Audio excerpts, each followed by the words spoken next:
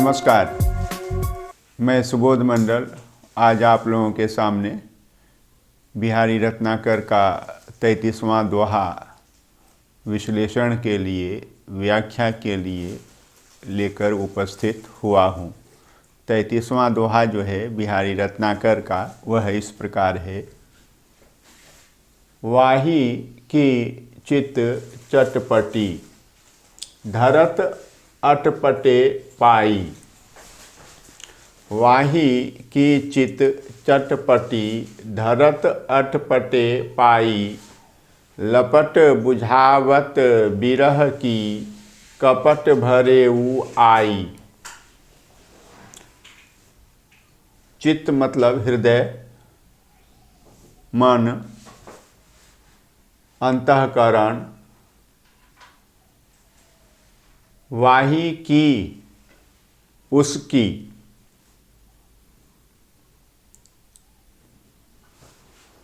चटपटी मतलब आकर्षित।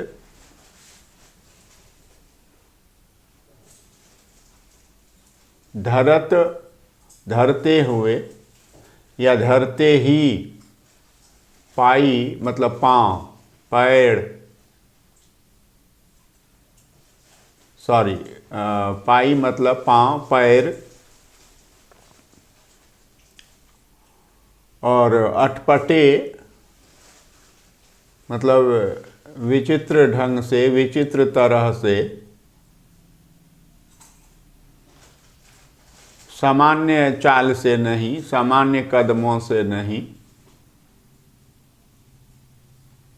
असामान्य और लड़खड़ाते हुए कदमों से। लपट मतलब ज्वाला, आग। बिरह अलगाव, विलगाव, जुदाई। कपट भरेऊ, कपट से भरे हुए। आई, आते हो या आकर।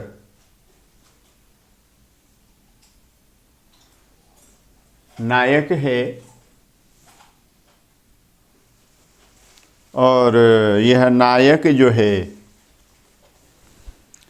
किसी दूसरी स्थिति की ओर गंभीरता से बढ़ चला है। यह किसी दूसरी स्त्री के प्रेम प्रसंग में पड़ गया है और इसके पहली नायिका या पत्नी जो भी हो, वह खंडिता नायिका हुई, क्योंकि जिसका प्रिय, जिसका प्रेमी या जिसका पति किसी दूसरी स्त्री से प्यार करने लगा है तो उसकी पहली प्रेयसी, प्रेमिका, नायिका या पत्नी खंडिता कहलाती। और व्याख्या विश्लेषण के अनुसार खंडिता का वर्गीकरण यहाँ संभव है। जगन्नाथ दास रत्नाकर ने इस दोहे में उत्तमा खंडिता नायिका के विषय में कहा है कि नायिका जो है उत्तमा खंडिता है। और उत्तमा खंडिता नायिका जो है अपने प्रिय से नायक से कहती है कि चित्त यानी आपका चित्त, आपका हृदय, आपका मन वाही की चटपटी उसी की लालसा से आकर्षित रहता है, उसी की चाह से खींचा हुआ रहता है, उसी की अभिलाषा से चंचल बना रहता है। आपका हृदय, आपका मन उसी की चाहत से चंचल बना रहता है, अस्थिर रहता है। मुझ में स्थिर नहीं रहता है, बल्कि उसी की ओर बार बार आकर्षित होता रहता है, उसी की ओर बार बार खींचा चला जाता है। और यही कारण है कि धरत अटपटे पाई, मेरी ओर आते हुए आप जो हैं अपने कदम जो हैं अटपटा करके धरते हैं, लड़खड़ा करके धरते, यानी मेरी ओर आते हुए आपके कदम लड़खड़ाने लगते हैं, बेढंगे हो जाते हैं, अटपटे हो जाते हैं। लपट बुझावत विरह की कपट भरेऊ आई, आप तो कपट से भरकर आते हैं। लेकिन आपका आना, आपका आगमन, आपका दर्शन वह भी जो है मेरे विरह की लपट को बुझाने वाला होता है। मेरे विरह की ज्वाला जो है बुझ जाती है, शांत हो जाती है, शमित हो जाती है। अगर इस तरह से इसकी व्याख्या की जाए, जैसी व्याख्या पंडितों ने की है, विद्वानों ने की है, तो यह जो है उत्तमा खंडिता नायिका का कथन है। और इसमें नायिका जो कह रही है नायक से, वह उत्तमा खंडिता है। किंतु यदि इस तरह से कहा जाए कि आपका हृदय तो उसी की ओर आकर्षित है, और जिस कारण आपके पांव मेरी ओर आते ही अटपटे हो जाते हैं, या आप जब भी मेरी ओर आते हुए अपने पांव धरते हैं, अपने कदम बढ़ाते हैं, तो वे कदम अटपटे हो जाते हैं, बेढंगे हो जाते हैं, लड़खड़ा जाते हैं, संयत नहीं रह पाते हैं आपके कदम। लपट बुझावत बिरह की कपट भरेऊ आई, आप जो इस तरह से अपने हृदय में उसकी चाहत को लिए हुए लड़खड़ाते हुए कदमों से मेरी ओर कपट से भरकर आते हैं, क्या इस तरह से आकर के आप मेरे विरह की ज्वाला को शांत करते हैं, बुझाते हैं, मेरे विरह की अग्नि को शमित कर देते हैं? नहीं नहीं नहीं, आप इस तरह से आकर मेरे विरह की ज्वाला को और भड़का देते हैं और मेरे तन मन में आग लगा देते हैं। यह है। और इस तरह से यदि वह नायिका कहती है तो मेरी दृष्टि में वह और उसका ऐसा कहना स्वाभाविक भी है। तो इस तरह से वह, इस दृष्टि से वह मध्यमा खंडिता नायिका हो जाती है, क्योंकि वह वचन से ही नायक का तिरस्कार करती है, इसके अतिरिक्त वह कुछ नहीं करती है, क्रोध नहीं करती है और अभद्र